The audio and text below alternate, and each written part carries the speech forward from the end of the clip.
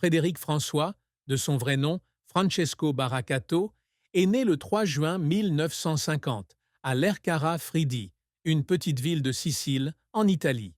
Il a vécu une vie pleine de hauts et de bas. Parmi les chagrins qu'il a dû affronter, la plus grande perte a probablement été la mort de sa mère, Antonina Nina Salemi, le 17 août 1997. Nina était non seulement sa mère, mais aussi sa plus grande inspiration dans sa vie et sa carrière. C'est elle qui a soutenu Frédéric dès ses débuts lorsqu'il chantait Au Sole Mio dans un café de Tiller, en Belgique. Son décès a laissé un vide incommensurable dans son cœur. Frédéric a confié un jour que sa mère était sa plus grande admiratrice, l'encourageant toujours et croyant en son talent, même dans les moments difficiles de sa carrière. En sa mémoire, Frédéric a dédié son 8e concert au prestigieux Olympia de Paris en mars 1998, un événement qui a attiré plus de 300 000 spectateurs lors de la tournée suivante. La douleur de la perte de sa mère n'était pas seulement une tristesse personnelle, elle a aussi profondément marqué ses compositions, où il exprimait souvent les sentiments familiaux à travers des mélodies émouvantes. Par ailleurs, une autre tristesse qui a profondément blessé Frédéric fut la fausse couche de sa femme, Monique Vercauteren, alors qu'elle était enceinte de jumeaux dans les années 1980. Cette perte fut non seulement douloureuse pour Monique, mais aussi un grand choc pour Frédéric, qui a toujours considéré sa famille comme le centre de sa vie. Bien qu'ils aient surmonté cette douleur pour continuer à construire une famille heureuse avec 4 enfants, Frédéric a un jour admis que le souvenir de ses enfants à naître le hante encore, lui permettant d'apprécier encore plus les moments passés en famille.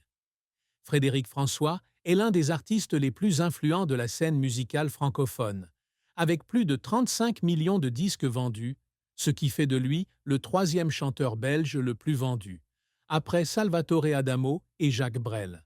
Sa carrière s'étend sur plus de 5 décennies, ponctuée de tubes incontournables tels que Je t'aime à l'italienne, Mon cœur te dit je t'aime et Je voudrais dormir près de toi.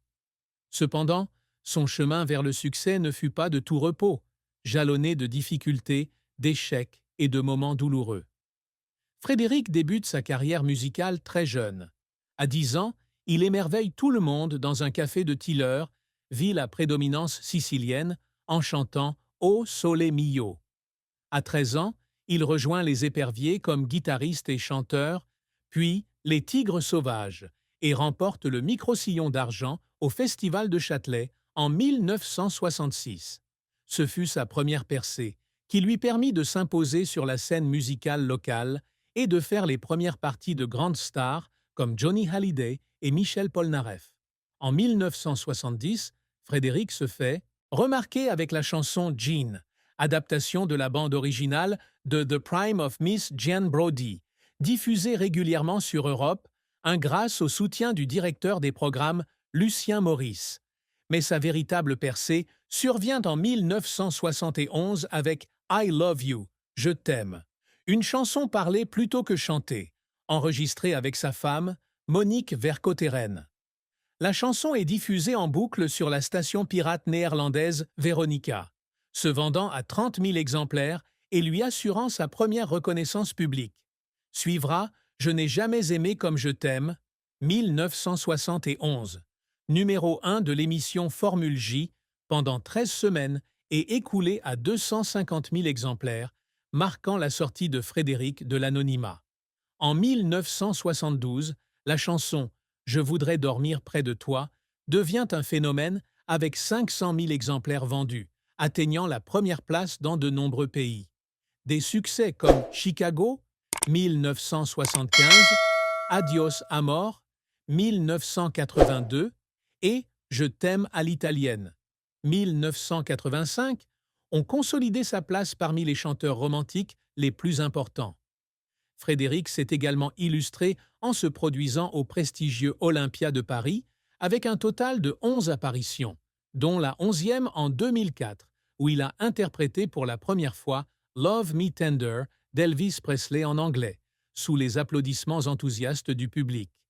Il s'est également essayé au cinéma avec le film Les Dédales d'Icare, 1981, où il a interprété la chanson Je voyage. Il a également publié 2 livres, Ma vie, 2000, et Autobiographie d'un Sicilien, 2005, retraçant sa vie et son parcours. Malgré sa brillante carrière, Frédéric n'a pas été exempt de revers. Dans ses jeunes années, il a dû faire face à des difficultés financières et à des doutes sur ses capacités. En 1969, son premier single, Les Orgues de Saint-Michel, fut un échec cuisant. La chanson Maria, composée pour représenter la Belgique à l'Eurovision 1970, ne fut pas non plus sélectionnée. Ces revers laissèrent Frédéric déprimé, d'autant plus que Monique et lui peinaient à joindre les deux bouts.